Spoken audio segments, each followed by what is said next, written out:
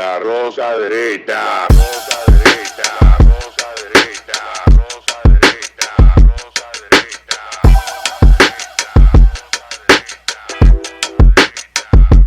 derecha. Este programa contiene 3 personajes únicos y vulgares. Sus opiniones son totalmente individuales y ofensivas y debido a su contenido todos lo deben ver. Y bienvenidos a otra entrega de La Rosca Derecha. En este día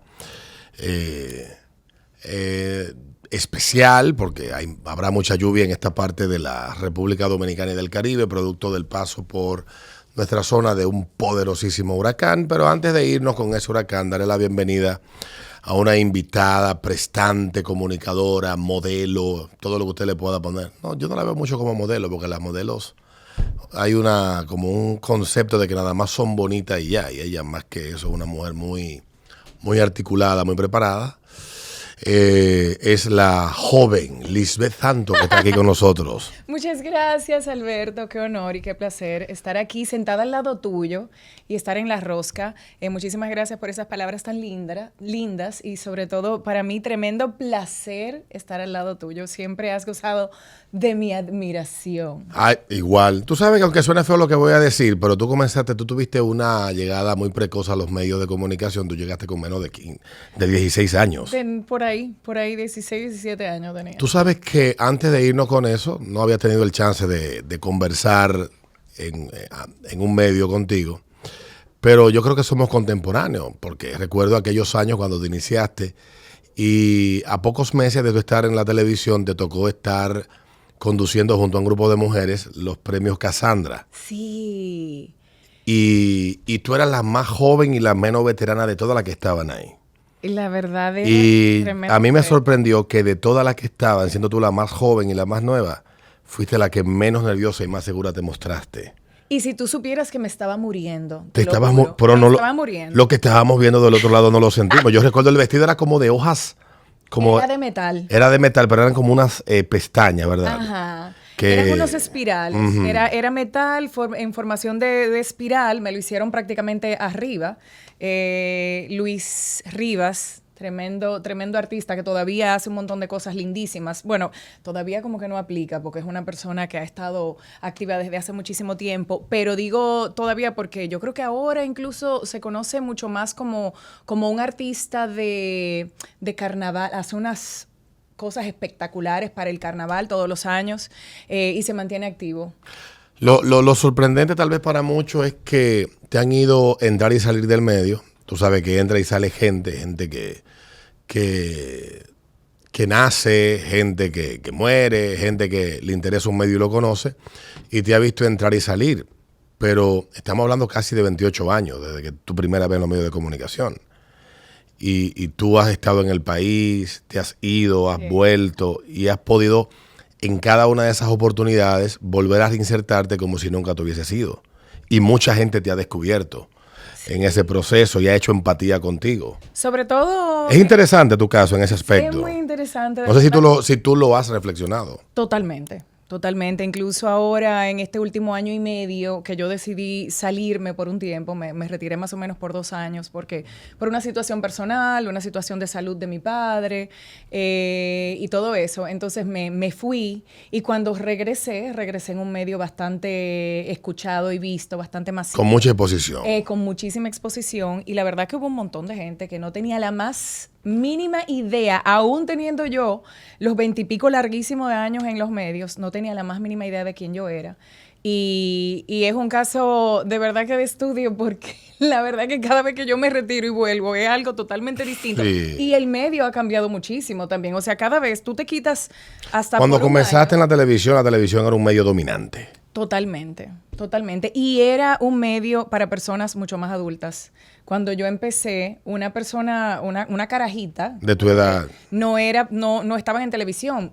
Había uno que otro programa infantil, regularmente los sábados por la mañana, pero figuras así joven, espacios para que fueran para jovencitos, no había. Es que el momento que te tocó fue una productora y con un productor y un equipo de producción que lo que estaban apostando era eso. Exactamente, a la televisión joven del país, la producción Gil, los hermanos Gil.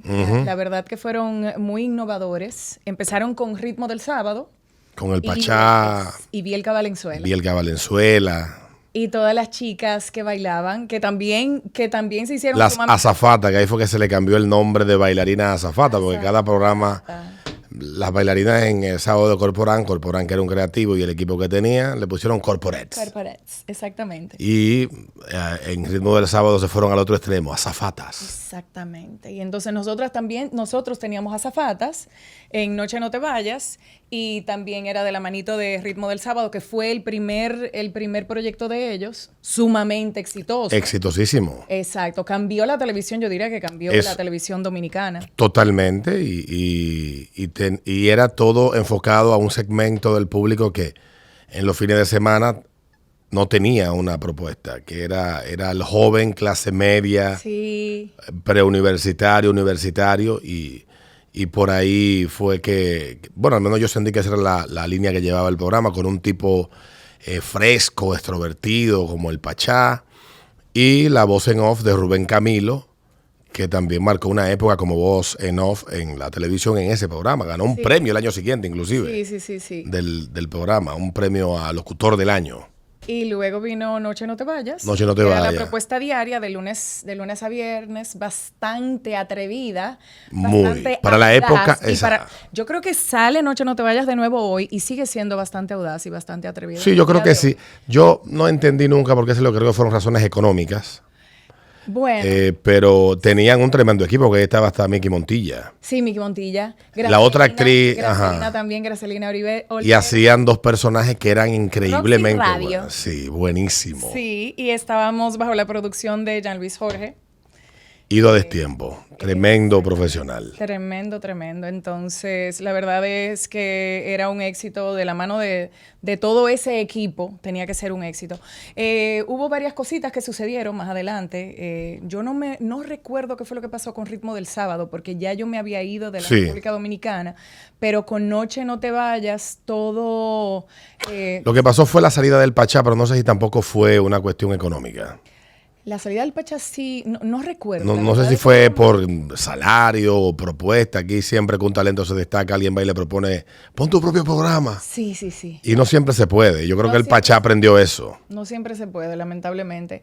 Y Ritmo del Sábado, la verdad era que tenía tantos elementos para mantenerse siendo exitoso por muchísimo tiempo. Yo la verdad que me desconecté muchísimo cuando me fui del país y no recuerdo cuáles fueron exactamente la situación. Con Noche No Te Vayas influyó muchísimo en mi salida.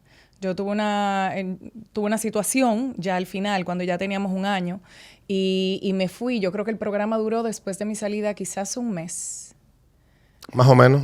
Quizás un mes, más o menos. Más o menos, Luego sí. Ritmo del Sábado se quedó por un tiempo más y luego no sé qué sucedió. Bueno, por el caso es que tú te has sabido reinsertar en cada oportunidad, aquella vez que fuiste con Hochi.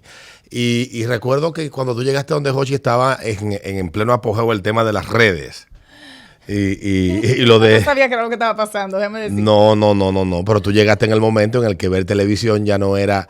Ver y estar en televisión no era fácil porque estaba comenzando otra vez, estaba comenzando Twitter y era de verdad, era tú salir en televisión y ahí mismo en la hoguera. Sí. Era real time. Porque yo nunca había experimentado tanta mala onda. Yo decía, ¿qué le pasa a la gente? ¿Dónde fue que yo volví? La gente le faltan abrazos, tienen problemas en la casa. O sea, ¿qué es lo que está pasando? Yo recuerdo todos esos tweets. Y eso te afectó, me imagino yo. No tan... De alguna manera. De alguna forma, claro que sí, porque tú te tienes... Una cosa es que la gente en la calle te diga cualquier cosa, o te Sí. exprese cariño, o te exprese Rechazo. desacuerdo y rechazo. Y otra cosa es que te lo escriban para que el mundo entero lo lea. Y yo decía, dije, pero... Y ¿qué peor que te lo enseñen, que te lo mandan. ¿Qué te pasa? Era lo que fulano escribió de ti. Yo aprendí en el proceso, en esa época yo era muy activo viendo televisión y eso, y era de los que comentaba de manera cruel. Me di cuenta luego de que eso no aportaba nada y dejé esa práctica a un lado por un malentendido con Ivette Marichal y su esposo. Yo tenía mucho que no la veía, estaba presentándose un premio, no me recuerdo ahora cuál premio, no, el Festival de Cine Global, 2014 por ahí, 2013. Y yo escribí sorprendido, wow, qué cambiada, wow, qué gorda está. Pero una expresión que a cualquier mujer, pero yo lo escribí sin pensarlo. Que a uno la Y destruye, déjame decir. exactamente, pero yo no lo hice por malo porque Ivette Marichal es una profesional de los medios que yo empecé a ver en mi adolescencia y me encantaba el trabajo y me encanta Ivette Marichal. No recuerdo si fue en Mango que yo comencé a verla con Dominicana, Buenos Días Dominicana, era algo así, era una revista matutina muy al estilo gringo. Y luego pasó al Canal 4 y después al Canal 7. Y después ya desapareció. Y yo sabía que ella estaba casada con Héctor, etcétera. Pero Héctor parece que me seguía y me respondió. Y yo entonces me sentía, porque también con Héctor yo había coincidido en varios sitios. Y siempre ha sido muy buena onda. Y después yo dije, coño, me fue la mano. Déjame yo no. Lo traté de recoger, evidentemente. Y después un día coincidimos. Y como caballero yo le dije, mira, fue una expresión que de sorpresa. Sí. Pero a veces lo que uno escribe no se lee con el sentimiento que tú lo escribes. Claro. Y nada, y él me dijo, no le demente esa vaina, que yo me encojoné en el momento, pero después me di cuenta que cuál era la intención. Pero ciertamente se es muy duro en las redes, principalmente porque entiendo yo que tal vez uno no tiene la posibilidad de tener de frente a las personas. A veces uno no mide en ese aspecto de cuando uno escribe o expresa cosas en las redes, ya sea en videos o como sea. Pero ciertamente cuando tú llegaste, te encontraste con esta nueva combinación, redes y televisión. Si tú supieras que tú lo estás diciendo, lo que te pasó a ti, pero la verdad es que uno también, de cierta forma, sea lo que sea que uno utilizara como expresión hacia una situación, hacia un evento o hacia una persona, uno también lo tuvo que aprender a la mala, porque a mí me pasaron un montón de desaciertos también. O sea, Sí. yo recuerdo, o a veces uno tenía unas expresiones estupidísimas porque tú sentías la presión de que como todo el mundo estaba activo, quizás tú no sabías de qué era que tú ibas a opinar o qué era lo que tú ibas a decir, y se te ocurría que estaba lloviendo y dije, ay, qué rico un momentico para un sancocho. Y lamentablemente a las 2, 3, 4 horas tú te enterabas de que había ocurrido una tragedia por esa lluvia y tú dices, óyeme, qué estúpida yo pensando en un sancocho. Y yo creo que y ahí es que tú empiezas a pensar, es espérate. la de proporción, porque yo escribí el domingo un tweet sobre Juan Bosch, que yo decía, y es lo que pienso, porque yo viví la historia de que la figura de Juan Bosch en los gobiernos del PLD la dimensionaron a un punto que lo equipararon a Juan Pablo Duarte. O sea, y Juan Bosch, que fue un gran intelectual, que fue un gran escritor, y ahí está su obra, y también un político que ayudó a fraguar proyectos y combatió en alguna medida los años de la dictadura, aunque en los primeros años no fue tan combatiente, fue un poco más complaciente, pero la historia final de Bosch está ahí también cuando funda el Partido de la Liberación Dominicana y ya lo que le lega al país, que es ese partido, y lo que luego el partido se convierte, que aunque ellos estén enarbolando los principios bochistas en su argumento, se parecieron más a lo que Balaguer hizo que a lo que tal vez Bosch de alguna manera soñó. Eso piensan algunos, pero no estoy juzgando eso. Y yo escribí el domingo que eso de que estaba sobreestimado. Pero cuando tú dices sobreestimar, no se está entendiendo ni se está diciendo de que no tuviera sus aportes, de que se construyó entre el año 2004 hasta el año 2020 un mito alrededor del personaje que se le quiso dar una dimensión. Aquí todo se llama Juan Bosch en la República Dominicana. El edificio gubernamental que está frente al Palacio tiene el nombre de Juan Bosch. No le pusieron el nombre de Bosch a la autopista Duarte porque se llama autopista Duarte. Sí. Pero aquí hay carreteras que tenían el nombre de otros personajes de la historia y le pusieron Juan Bosch. La circunvalación que rodea la ciudad de Santo Domingo se llama Juan Bosch. Uno de los proyectos más grandes habitacionales se llama Juan Bosch. Aquí hay 358.500 liceos que se llaman Juan Bosch. Todos los años ponían 6 meses de valla por todas partes. El ideario de Juan Bosch. Entonces, esa construcción de ese mito alrededor del personaje sobredimensionado es a lo que yo me refería, pero sin embargo todo el mundo ha ido a atacar, no, que hacer una mezcla entre los cuentos, entre su pensamiento, etcétera. Aya de la Torre fue un tremendo político peruano y muchos de sus seguidores han querido sobredimensionar su aporte en Perú en la política, que hizo muchos aportes. Caso de Vargas Llosa, que es un gran intelectual, un gran pensador, pero como político lo intentó ser presidente, y cuando se hable del político habrá que hablar con objetividad. Intentó muchas cosas en la política, pero logró pocas. Entonces, a eso era lo que yo me refería. Pero tú sentarte a darle una explicación de este tipo a una línea que no llega a 8 palabras o a 9, es perder el tiempo, porque lo primero que entra en juego en las redes sociales es una batalla que no se va a ganar. Es el sentimiento, pero también el prejuicio.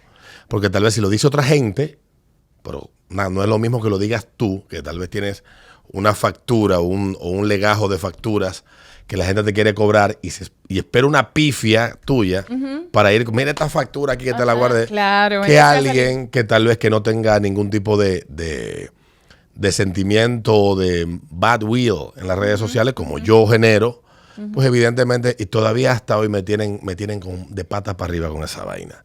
Y ciertamente ver televisión... Te desgasta a veces, porque yo sé que, o sea, yo te veo y yo veo que tú eres una persona con unas convicciones y que tú las defiendes y que tú eres bastante contundente. Tú no dices una cosita y que yo dije una cosita. Sí, porque yo cuando digo algo es que estoy convencido de Exacto, eso. Y yo tengo derecho a estar convencido aunque esté equivocado. Claro, claro que sí, pero por eso te digo, o sea...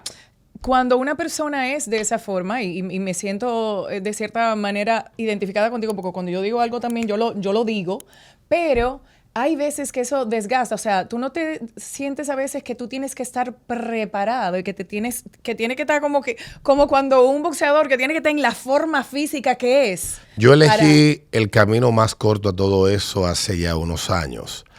Es intentar convencer al otro del punto al que me refiero. No discuto. Si tú tienes algún argumento, no me interesa. En contra, si piensas igual que yo, tampoco me interesa. Si la discusión puede aportar elementos que me ayuden a ampliar el juicio que estoy haciendo, ya sea a favor o en contra de lo que digo, lo tomo o lo dejo. Pero eso fue a raíz de un libro que me leí, se llama Juan Soto Ibar, se llama Arde en las redes, que él explica en ese libro que la peor decisión que tú puedes tomar es caer en la dinámica de las redes, porque en las redes no se anda buscando tener la razón, sino aplastar al otro. Y por eso se dan esas hordas de linchamiento. Y cuando tú ves, hay personas que va y te golpea con algún tweet, algún comentario en cualquier red social y no lo hace porque ni siquiera esté de desacuerdo con lo que tú, ni siquiera sabe lo que tú dijiste, ni le interesa, ni lo que hiciste, ni lo que te viste. Lo que quiere es unirse a esa horda, a esa turba de linchadores digitales. Y si tú entonces caes en esa dinámica y lees todo lo que escriben de ti, pues evidentemente que anímicamente y espiritualmente eso de alguna forma te va a afectar. Y lo mejor que tú puedes hacer es salirte de la discusión.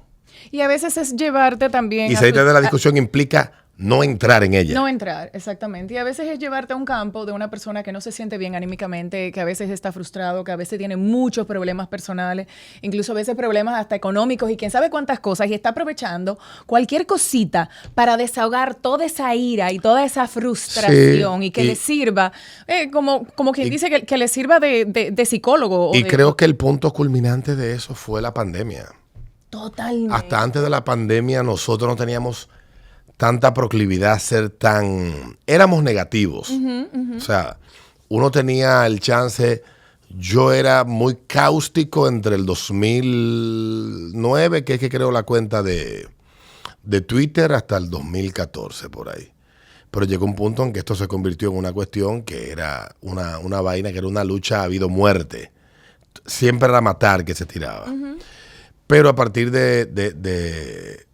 del año 2014 hacia acá, al tener que ocuparme de más cosas en mi vida y de muchos problemas de mi existencia, no tenía tanto tiempo para dedicárselo a escribir cosas o opinar de cosas, a ver televisión y escribir un mean tweet, como le dicen los gringos, que a veces mucha gente lo hace para eso, para que ruede, para que alguien lo vea, etcétera. Para que te dediquen atención también. Para que te dediquen atención. Exacto, que lo que quiere es atención. Pero hay otras que verdaderamente lo dicen porque es lo que sienten. Tal cual. Y lo que da la red social es la oportunidad del anonimato. Lo que pasa es que yo creo que, por ejemplo, Alberto, me parece que cuando llegó la pandemia nos vimos obligados a estar con nosotros mismos, a no podernos evadir, a convivir con nosotros, con nuestros pensamientos, con el miedo también, que es un sentimiento que saca lo peor de las personas, el miedo a morir y todo eso. Mucha gente vive corriéndole a sí mismo, a lo bonito y a lo feo tuyo, y a conocerte y a tener que lidiar contigo mismo. Entonces, como tuvimos que hacerlo obligatoriamente, eso sacó tantas cosas de nosotros. Yo no conozco una persona que la primera tarde que encerraron el país, el 20 de marzo, no me dijera que ese día se sintió desesperanzado y lloró. Porque fue tú estar encerrado en tu casa sin chance de ir para ningún lado. Y sin saber lo que iba a pasar. Yo creo que uno de los peores sentimientos que puede sentir el ser humano es la incertidumbre. Eso es terriblemente desolador. Cuando la incertidumbre se alarga, se alarga, se alarga. Llegó un momento, yo creo, no sé si tú piensas igual, pero yo creo que en algún momento, al principio, pensamos todos que íbamos a morir. Claro, eventualmente. Sí. O alguien importante en la vida de uno también. A mucha gente le pasó que esas personas murieron, esos vivieron la tragedia. Otros simplemente le temíamos y no nos tocó. Y ese temor nos dio el chance de tener mucho tiempo libre, hastazgo de estar con los pensamientos de uno mismo. Yo escuchaba a alguien que decía que la meditación no es para todo el mundo porque tú llegar a conocer tus más profundos sentimientos y pensamientos, y, o sea, tú adentrarte en ti mismo y no obliterar, no bloquear nada de lo que por tu mente pasa para tú llegar a un grado de relajación, no es fácil. No. Y hay que ser muy valiente. Y uno encerrado en silencio en una casa, descubrir que la mujer con la que tú estás hace cosas que tú nunca habías descubierto que ella hacía, porque estaba demasiado distraído tú en otras cosas, o viceversa. Tú como mujer date cuenta que el hombre que tú elegiste para ser el papá de tus hijos tiene una serie de comportamientos que hasta ese momento tú no lo habías tomado en cuenta porque el mismo temor lo llevó a desnudar esa parte que tenía oculta y tú la descubriste. Y muchos matrimonios terminaron por eso. Totalmente. Y déjame decirte algo que es incluso peor, porque eso puede terminar quizás en divorcio y es una solución al problema. Pero peor es cuando tú te das cuenta que tú no soportas a tus propios hijos. Pasó también. Sí, le pasó mucho. Yo conozco gente que se divorció de los hijos. Óyeme, hubo gente que dije, pero ¿y quién ha estado criando a estos muchachos? ¿Qué es lo que está pasando aquí? Yo creo que a mí no me sucedió eso. A mí lo que me daba era mucho miedo el tema de perder a gente que era importante para mí, que lo sigue siendo. Desde amigos hasta familiares, pero sobre todo con el círculo más cercano de la familia. Y yo tuve la suerte de conversar con un muy buen amigo el día antes del encierro y durante el encierro. Conversamos mucho por teléfono porque él era de los que se negaba a aceptar que eso era un problema para tomar una medida tan drástica, una persona muy inteligente. Y me hizo una reflexión, él le puso corona pánico a lo que estaba pasando y dijo, mira, esto es más pánico que peligro. Y es real, el virus existe, la enfermedad existe y posiblemente estamos enfrentando algo desconocido hasta cierto punto. Pero no es para que lo convirtamos en una amenaza y en un temor irracional que nos lleve a al grado primitivo en el que nos estamos comportando, porque al final esto saldrá peor por los problemas mentales que va a provocar la salud mental y también toda la erosión que va a generar a todos los niveles. Y como conversé mucho con él en esos días, me convencí de que quedarme en mi casa era el peor error. Yo salí para la calle. ¿En serio? Todos los días. ¿Pero dónde tú encontrabas coro? Mientras yo me iba al supermercado, yo salía a manejar por la ciudad, yo me iba a las Américas, le daba la vuelta a Santo Domingo por la circunvalación que estaba todavía, faltaba un tramo por completar, lo completaron en marzo, abril, por ahí más o menos. Y yo hice todo eso todos los días, la gasolina se puso súper barata. Y yo duraba desde que abrían el país hasta que casi lo iban a cerrar, dando vueltas y conversando con amigos, me di cuenta que yo no era el único que estaba teniendo esa proclividad a salir para la calle y nos juntábamos entonces en sitios, casas, locales de amigos que nos metíamos por detrás y eso me permitió evadir toda esa soledad que tal vez mucha gente, junto con el miedo, tuvo que enfrentar y pude mantener un poco resguardada mi salud mental, a diferencia de gente que yo conozco que cayeron en cuadros depresivos severos, terrible, y cuadros de ansiedad y problemas de todo tipo, amigos que se divorciaron. Porque si hubiera sido solamente la soledad, pero con eso vinieron un montón de cosas, porque hubo gente que perdió su trabajo, perdió su estabilidad económica. Yo perdí un trabajo. Exactamente, y un montón de inseguridades más. O sea, no fue solamente que, bueno, aquí tengo yo que bregar con mi ser. La peor parte fue tener que perder amigos que se tuvieron que ir del país porque quedaron sin opciones. Inmediatamente un amigo se fue en septiembre del año 2020 y vendió todo porque sencillamente la empresa que él trabajaba, el día que cerraron el país, ese día lo cancelaron. Qué fuerte, man. y apartamentos, carros financiados, muchachos en colegio, Claro. toda la vaina. Lo que hizo fue, dijo, bueno, aquí no hay mucho, aquí esto no se va a recuperar en un año. Se fue, bueno, gracias a Dios pudo regularizar su estatus, otros no han podido. Pero sí, muchos amigos también tuvieron que tomar esa decisión y eso le cambió la vida a mucha gente. Algunos para bien, otros para mal, pero significativamente creo que lo que pasó en el 2020 contribuyó mucho a esta como histeria colectiva que estamos viviendo hoy en día, donde si no es desde la estridencia más extrema, las cosas no se debaten o no escribimos ni compartimos las vainas.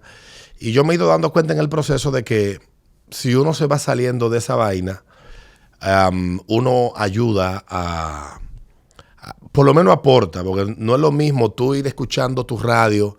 Claro, hay cosas que indignan y la indignación es algo involuntario. Tú puedes expresar indignación por cualquier situación, pero también en el proceso decir, bueno, no me voy a desbordar emocionalmente, porque no hay cosa que sea más contagiosa que la ira. Creo que solamente la risa. La ira es muy contagiosa.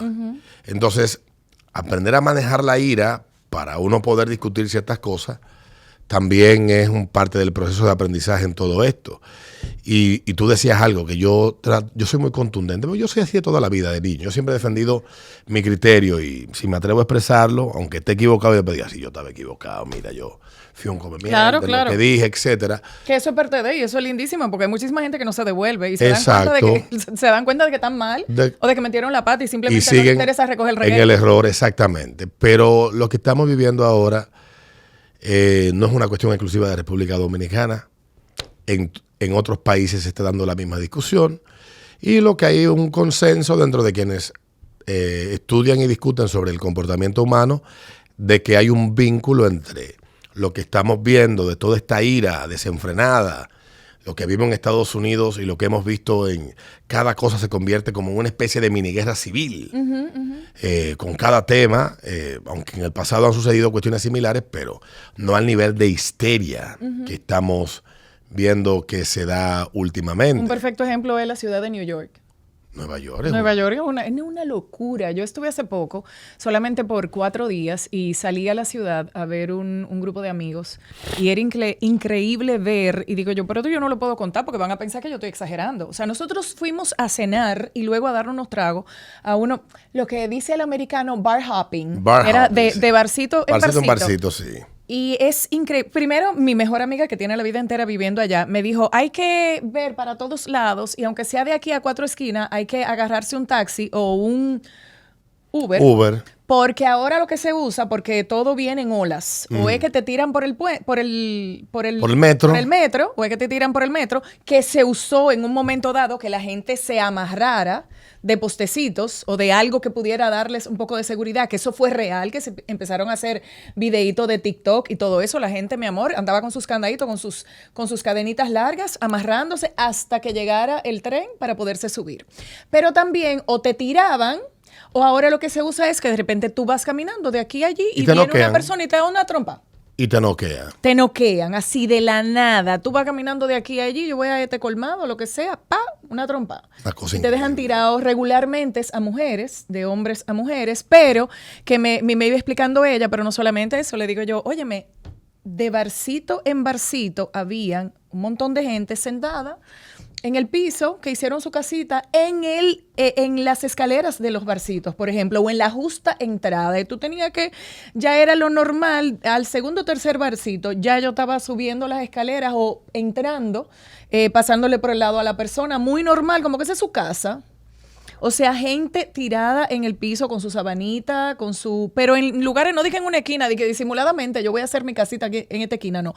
Disimuladamente no, yo voy a hacer de mi ser, de mi espacio, esta entrada que está aquí. Justo al lado de la entrada o en medio de la escalera, que sucedió en 2 lugares. En medio de la escalera la persona tenía ahí su cama y su estar. Dicen los expertos en el tema que la seguridad es una percepción que se construye en la mente de la gente, a partir de una serie de variables que hay que intervenir para que las personas las tomen en cuenta y digan, bueno, esto es seguro. Y la primera vez que fui a Nueva York fue en el año 2013. Fue un amigo que yo fui a Filadelfia, en Filadelfia me recogió y fuimos a Nueva York y mi primera impresión de la ciudad era que era muy segura. Luego fui en verano 2014, 2014 fui 2 veces y yo me dormí en el tren. Yo nunca sentí que ese miedo de que me podía pasar algo. Luego en el verano del 2023 volví a Nueva York y la sensación, o sea, creo que a partir de todo lo que uno ve en la noticia, pero también lo que yo pude ver, lo que fui viendo entre el 22, 23, Una locura. que estaba pasando, ya yo no... Y honestamente, yo tomar el metro en Nueva York, yo me lo pienso 2 veces. Yo No, yo no. casi siempre, no. Yo prefiero pagar un servicio. de un tiempo a esta parte, tomo un Uber. Sí, totalmente. Pero ciertamente la locura que se está viviendo en ciudades grandes de Estados Unidos, producto de muchísimas cuestiones que están saliéndose de control en este país, pues hace de que uno cuando va allí lo que siente es un estado de ansiedad de si puede suceder algo. Quizás me imagino, porque no fui durante ese tiempo entre el 11 de septiembre y el 2013, son 12 años, del 2001. Nunca fui, no me imagino cómo fueron esos primeros años para la gente montarse en el metro o llegar a un aeropuerto o montarse en un avión. Yo no viví esa experiencia, pero me imagino que ustedes, lo que sí estaban acostumbrados a hacerlo, de alguna manera experimentaron esa ansiedad de ir a un aeropuerto, y de si este vuelo pudiera ser víctima de un asalto. Sí. Y hubo que hacer muchas cosas para que esa sensación de seguridad volviera otra vez a darle tranquilidad a la gente cuando toma un avión o cuando llega a un aeropuerto, etcétera.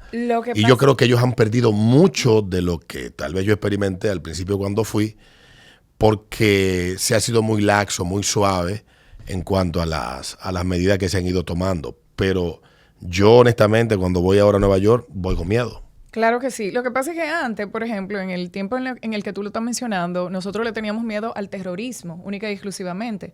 Y un terrorista estaba muy encasillado. Era un estereotipo muy claro. Exactamente. Y aunque el daño puede ser masivo, pero realmente era como que a eso que tú le tenías miedo. Sí. Ahora te puede hacer daño a cualquier persona que está al lado tuyo. Cualquier loco. O sea que todavía es todavía mucho más angustiante. Es más angustiante, porque puede ser en cualquier lugar. Tú bien lo dices, por ejemplo, que si en un tren, que si en un aeropuerto, regularmente en un aeropuerto, pero ahora en cualquier sitio, en cualquier lugar, caminando por la calle, tú vas a Nueva York y de esquina a esquina te pueden salir, qué sé yo, cuánta gente, homeless, gritándote, arrojándote cosas. O sea, es como que todo así, tú sabes, todo un despliegue de... Sí, todo. Desapareció tal vez lo que los gringos llaman la ley y el orden. Está como muy ocupada en otras cosas.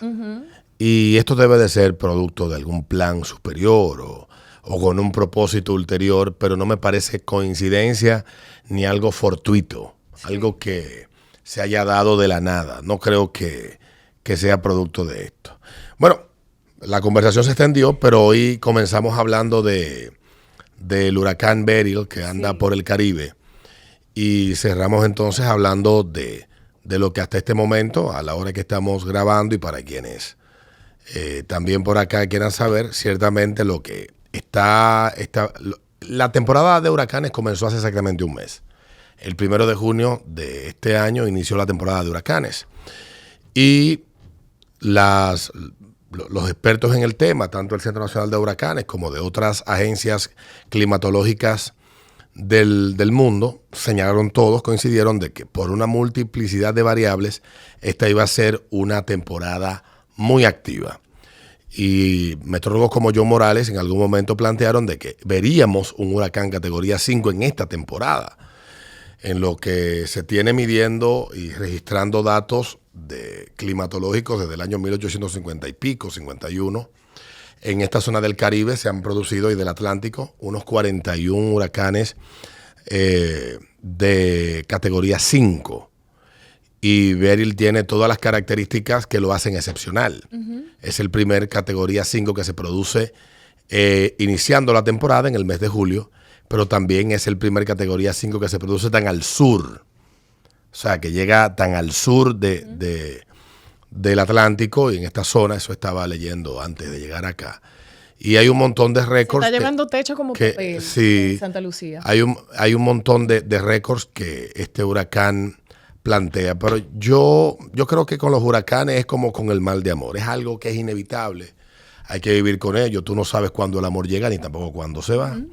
Pero por suerte tenemos Ni cuáles son los daños que van a causar. Exactamente, ni los daños que van a causar, o si en el desamor terminarás yéndote tú también. Exacto. Igual que con el huracán, pero ciertamente tenemos cosas que nos permiten, primero, las herramientas tecnológicas que permiten dar seguimiento y establecer pronóstico o proyecciones de cuál es el tránsito que van a llevar estos fenómenos, aunque son fenómenos y impredecibles. Un hecho muy pequeño pudiera cambiar todo lo que se haya proyectado, pero la ciencia cada vez se hace más precisa respecto al estudio de estos fenómenos, y uno pues ya sabe que entre junio y el 1 y el 30 de noviembre y un poco más allá, porque ha sucedido en otras épocas, podría llegar hasta el caso de diciembre, que diciembre 4 o 5 del año 2003-2004, que nos afectó una tormenta bastante severa aquí en el país. Olga también fue igual en el año 2007.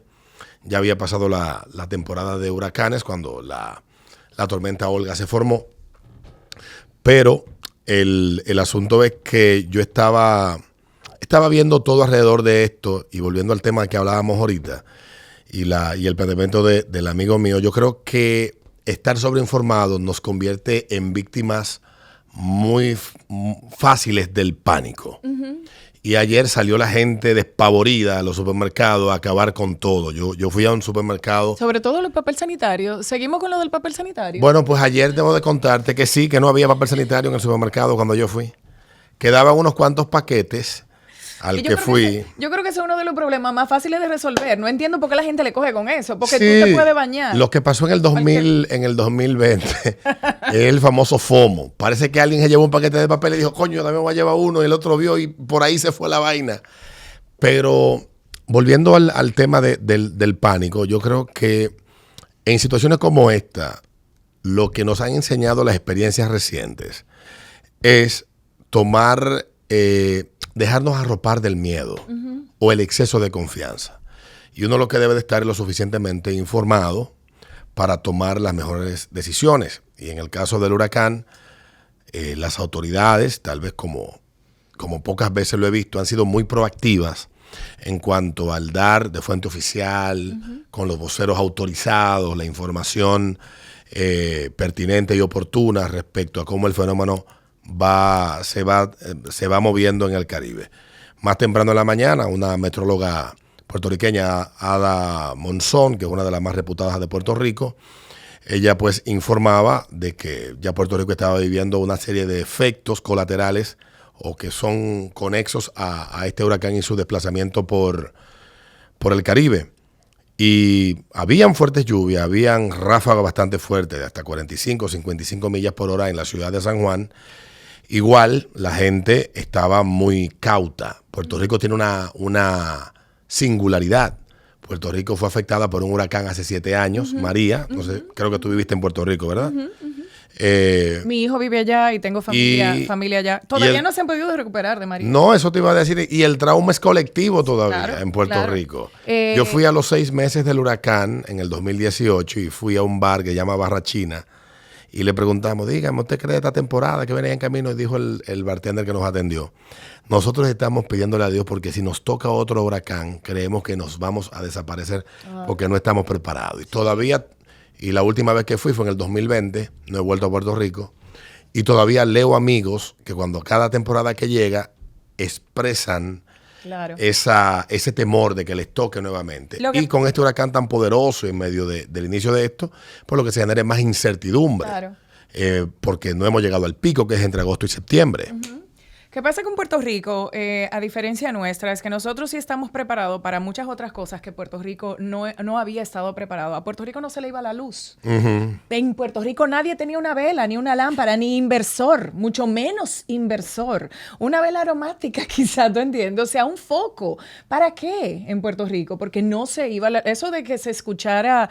recuerdo cuando yo estaba casada, que venía la familia de mi ex esposo para acá, eso de que la gente tuviera inversores, planta eléctrica y hasta un foco, era como que tú hablarle de algo que no se entendía. Sin embargo, ahora en Puerto Rico la gente tiene que tener, y todavía ahora hay muchos lugares que no están preparados, lamentablemente. Entonces, aquí sí Lamentablemente estamos tan acostumbrados. Sí, porque nosotros somos supervivientes. Exactamente. Porque recuerda que hemos tenido que lidiar con los apagones, hemos tenido que lidiar con las precariedades propias que hemos ido superando. Yo creo que hay una clase que se está acomodando. Porque eso que tú dices de Puerto Rico sucede con amigos que viven en sectores donde ya no se va la luz y ellos se han deshecho de sus inversores, de sus plantas. Y entonces cuando se va la luz 5 minutos, ya tú oyes el griterío, esta luz del diablo que se fue, estoy desesperado. Yo por suerte vivo en un sector que todavía la luz se va. Y por suerte, porque no hemos salido de los inversores. Ajá, ok. O sea, estamos ready Claro. para si viene un apagón de 12, 18 horas, por lo menos conservar la energía eléctrica. Pero también a mí me sorprendió algo que pasó en Puerto Rico que en República Dominicana no sucede. Las telefónicas tienen previsiones de una serie de cuestiones que son que ellos tienen de emergencia y en Puerto Rico no lo tenían. No. Como torres móviles, etcétera.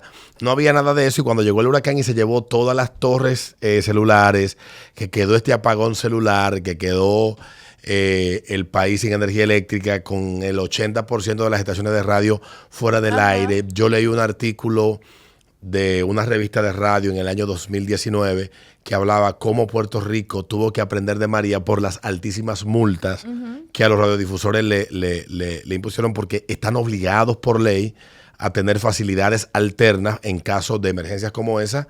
Si se te cae la antena principal, pues una antena pequeña para tú para servir a la comunidad en la que tú transmites y todas esas cosas. Y en el tema de la energía eléctrica, recuerdo que en esos días con un directivo de una empresa de cine estábamos conversando y decían, en República Dominicana no tenemos ese problema porque todas las plazas en las que estamos tienen plantas de emergencia que pueden durar meses encendidas. En Puerto Rico hay plantas de emergencia. Que son par de horas y se apagan. Y ellos tuvieron que comprar un montón de plantas eléctricas acá, de conectar sus facilidades de operación, poner en servicios los cines y extender los horarios porque la gente entonces iba a los cines a distenderse, a ver películas, a disfrutar el aire acondicionado, en lo que volvía a la normalidad del país, que le tomó meses. Meses, exactamente. Hubo personas que tuvo meses sin luz eléctrica. Mi ex suegra le tiraron un cable de una planta eléctrica de unos vecinos, por lo menos para poder tener la nevera funcionando. Y ella duró semanas sin luz eléctrica. O sea, realmente en Puerto Rico la mayoría de las personas tuvieron que aprender a vivir de una forma nueva. Sí, porque Puerto Rico su último gran huracán que tuvo la zona de San Juan fue el huracán Hugo, hasta María, en el año 89. George afectó a Puerto Rico, el huracán Hortensia afectó a Puerto Rico, pero cuando George pasó por Puerto Rico pasó muy al sur de la cordillera central y afectó San Juan, pero San Juan se recuperó en unas cuantas semanas. República Dominicana tenía casi 20 años que no le afectaba un huracán, desde David hasta el año 98, pero aquí estábamos nosotros olvidados del problema y George nos dio muy duro. Y yo duré 60 días sin energía eléctrica, quedé traumatizado y me convertí en un, ¿cómo se llaman? Prepper, es que es lo que se están preparando. Yo tengo plata eléctrica, inversor, de todo en mi casa, porque ciertamente uno tiene que entender que estamos en el mismo trayecto del sol. Tu caja de comida enlatada. Sí, en el mismo trayecto del sol, pero también de los huracanes. Claro. Lo que hemos tenido corrido con suerte por alguna razón. Mira el caso de este huracán, del huracán Beryl. Va a pasar bien al sur de la República Dominicana. El punto más cercano que va a estar será unos 175, 190 kilómetros al suroeste de la Isla Beata. Pero ya Jamaica tiene un aviso de huracán. O sea, va a pasar lo suficientemente cerca de las costas de Jamaica como para impactar con sus vientos y sus lluvias más fuertes ese territorio, igual que las Islas Caimán. Pero Jamaica yo creo que va a encontrar poco que destruir y muchos problemas. Y los jamaiquinos, al igual que los dominicanos, son una sociedad muy resiliente. Ya ellos le han afectado huracanes en otra época y ellos se han recompuesto bastante rápido. O sea, no están muy acomodados. Pero Puerto Rico adoptó muy temprano, en la década del 60, el American Way of Life, donde todo está dado para mucha gente o para una parte importante. A mí me sorprendió cuando fui a Puerto Rico ver zonas de Puerto Rico deprimidas y tan parecidas y pobres a las que uno ve en República Dominicana. Yo no tenía esa impresión. Para mí todo era San Juan, como uno lo ve en San Juan o algunas ciudades o algunos sectores de Mayagüez o de Ponce, que es lo que uno ve más a menudo en revistas, periódicos, en las noticias, pero no conoce la isla, como le dicen ellos. Y esa isla donde vive el Puerto Rico del campo, el Puerto Rico el puertorriqueño que no ha emigrado ni ha cambiado su estilo de vida, a pesar de ser, aunque uno no lo crea, ciudadano americano. Sí, exacto. Y uno dice, pero si yo fuera ciudadano americano, yo me largo. Pero aquí hay un montón de gente que tú le das ciudadanía y no se va del país tampoco. Claro. Y este huracán pues dejó en evidencia eso, pero también me sorprendió cuando fui en el 2018, que ya todos los locales tenían plantas de emergencia eléctrica instaladas. En la zona de Condado, definitivamente en la zona de la placita de Santurce. Yo fui a varios locales y en espacios que eran espacios que ahí hicieron casetas con una planta eléctrica es que no tienen opción, porque es que no necesita, o sea, ahora mismo se está yendo la luz en Puerto Rico sin tener que ver con ninguna situación del clima. O sea, regularmente se está yendo la luz, lamentablemente, por una situación que tienen con la compañía eléctrica desde hace un buen tiempo para acá. Bueno, yo creo que fue el resultado Luma se llama. Exactamente, el resultado de María, creo que empezó ya todo desde antes, ahí. Desde antes del huracán, la empresa eléctrica, la Autoridad Eléctrica de Puerto Rico venía con problemas de deficiencia por todos los problemas económicos y fiscales que tiene Puerto Rico. Esto era una empresa pública, hubo muchas adecuaciones y readecuaciones que debieron haberse hecho y no se hicieron, y las grandes generadoras pues básicamente quedaron obsoletas con el paso del tiempo porque no se le hicieron las intervenciones oportunas y esto se privatizó.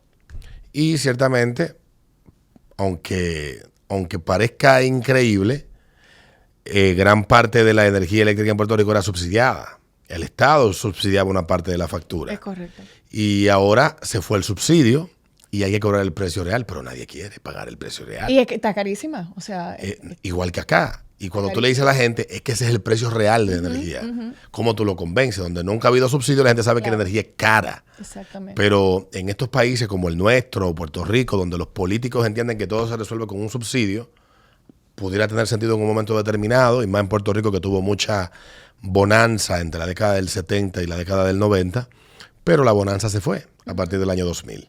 Y quedaron entonces los problemas al desnudo, y se hace difícil ahora resolverlo para el liderazgo político que le hizo pensar al boricua promedio de que el Estado podía pagarlo y suplirlo todo sin que en el futuro no lleguen las facturas para tener que hacerse cargo de esa deuda.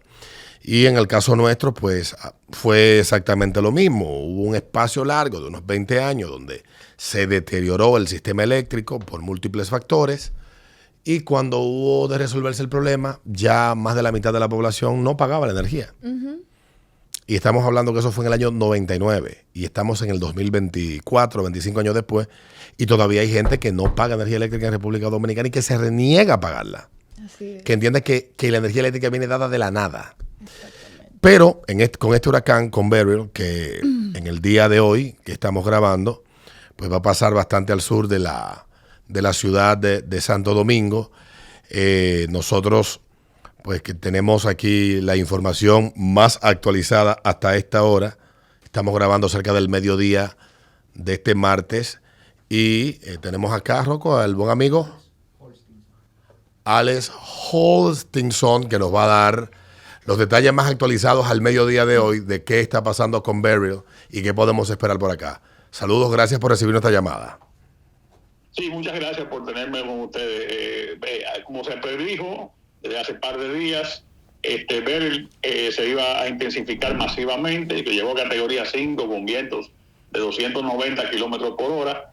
Actualmente a las 12 del día él se encuentra en la latitud 15.5 y longitud 69, está a unos 310 kilómetros al sur de Santo Domingo, y con vientos de traslación a 35 kilómetros por hora, lo cual es muy positivo, ya que eso lo desplaza rápidamente y no hace el efecto tan dañino de las velocidades normales de los huracanes, que andan por el orden de un tercio. O sea, 10, 12 kilómetros por hora. Al él moverse a 35 hacia el hacia el oeste, noroeste, va a pasar bastante rápido en el día de hoy, pero el oleaje que va a causar en toda la costa, desde Palenque hasta Oviedo, se esperan olas de hasta 20 pies de altura, por lo que se le alerta a toda la población que a partir de las 2 de la tarde hasta mañana, a las 6 de la mañana, miércoles, tener mucha precaución la gente que vive en la zona costera, y las carreteras que son por esa zona también pueden ser bañados por el oleaje.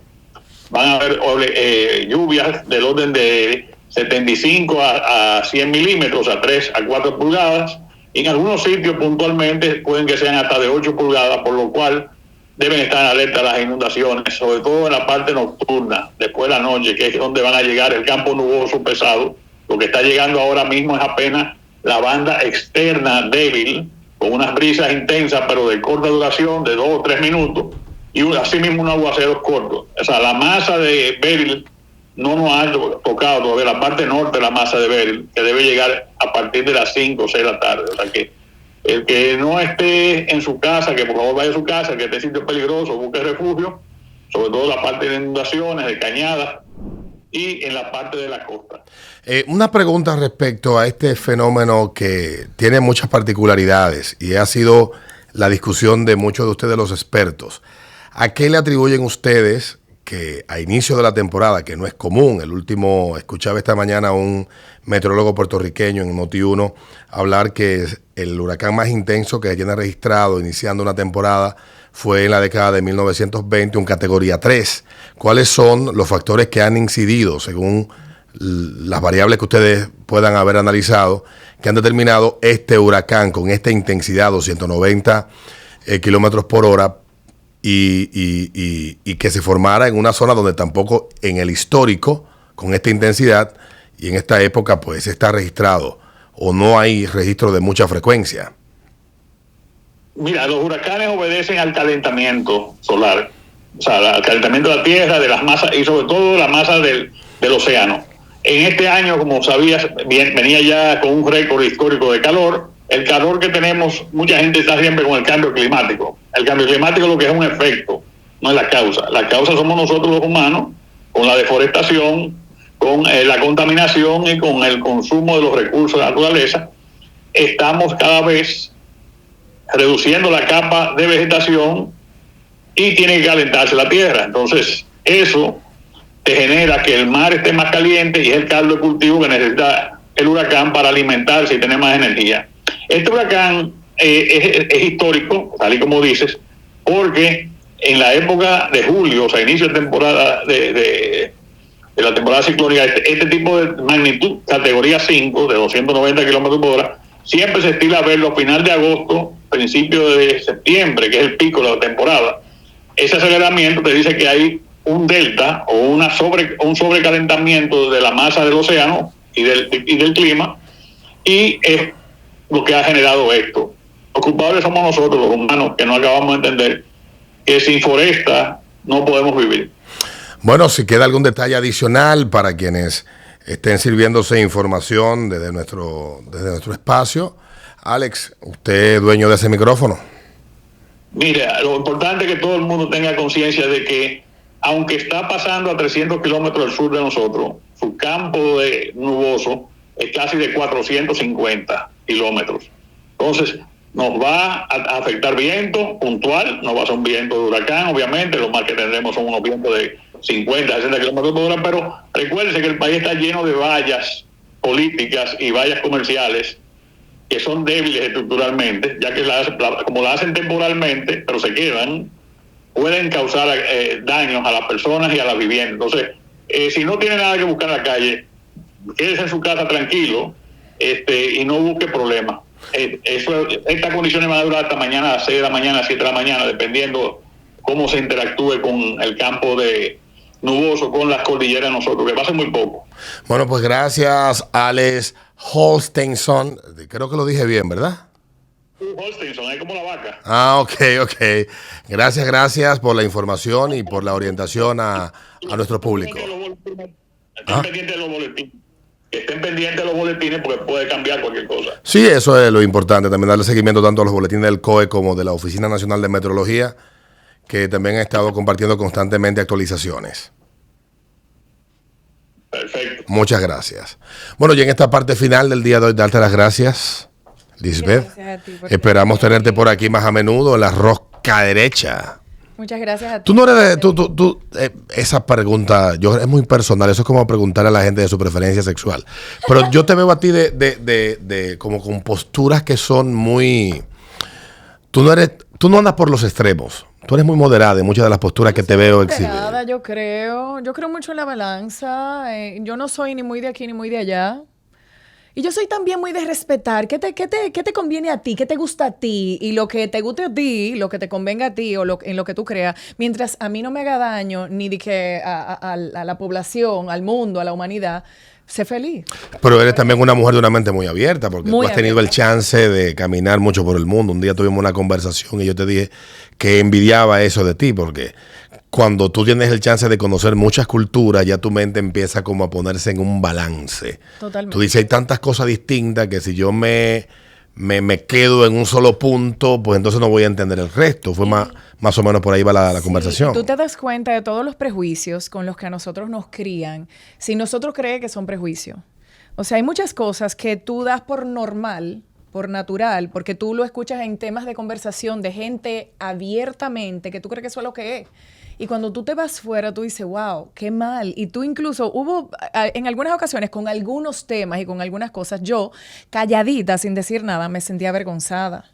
En muchas ocasiones yo decía, wow, qué mal tal cosa. Y tú creces, y no es que ni siquiera ni que tus padres, no, es que tú lo escuchas abiertamente en todos lados. Y eso es lo bonito de vivir fuera. Yo siempre le digo a todo el que yo pueda decírselo, y todo el que escuche, pero sobre todo y más importante aún, el que pueda, porque no todo el mundo puede, pero el que pueda, váyase aunque sea hace un intensivo de 1 mes, 2 meses, 3 meses, porque es que el mundo, o sea, eso como que tú te vas vivir fuera. Ahora, si tú te vas con una mente obviamente abierta y tú te sales de un círculo, hay muchos dominicanos que se van fuera a estar Al con círculo dominicanos, dominicano. a comer comida dominicana, a tener amigos dominicanos, a escuchar noticias dominicanas, y no se enteran absolutamente nada de lo que está pasando donde están, porque se mantienen ahí. Pues así ni siquiera te vayas, si es así que tú te vas a mantener. Pero cuando tú te vas y tú estás abierto a otras culturas, otras formas de pensar, otro tipo de mentalidad, la verdad es que la mente hace como que ¡buf!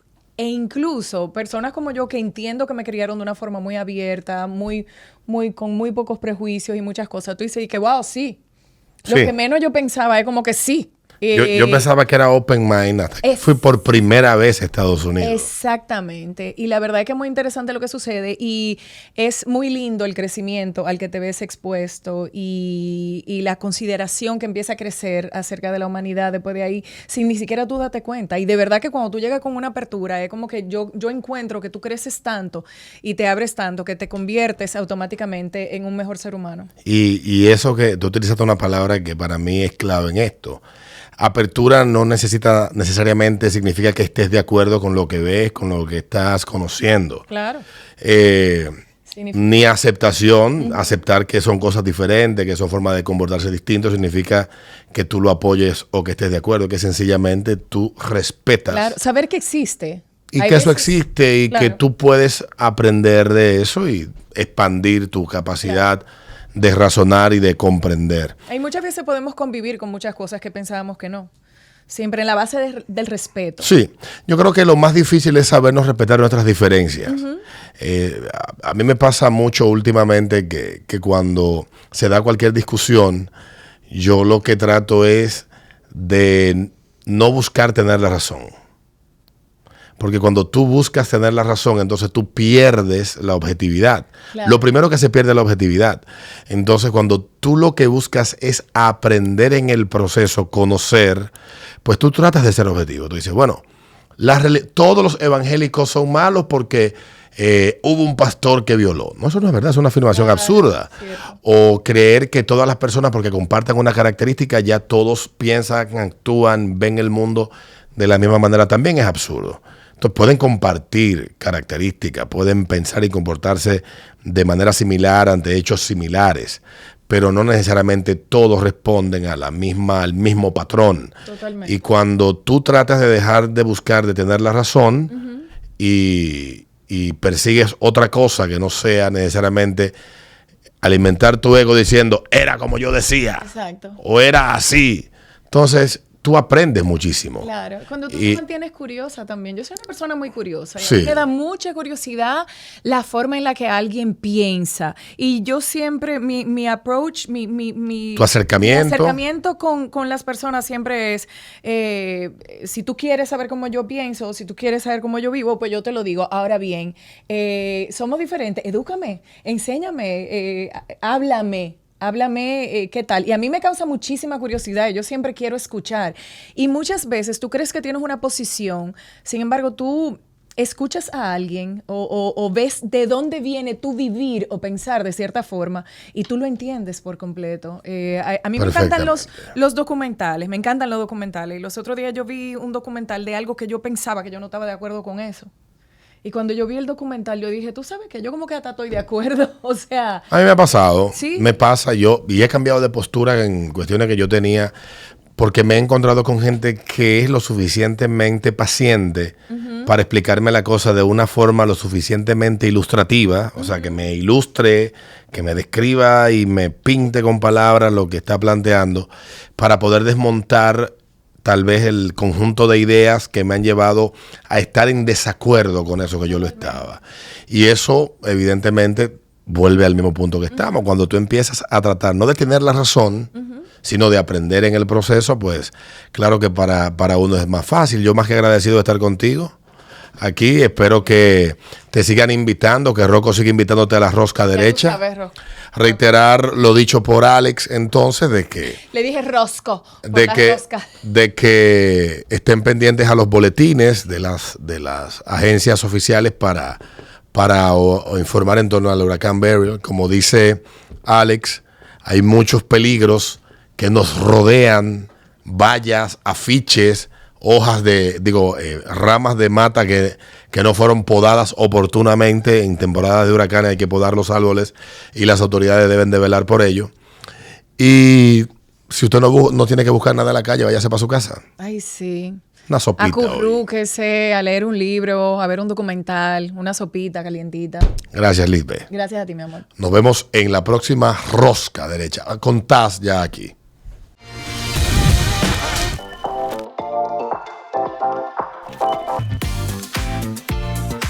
Te quedas en tu casa para cuando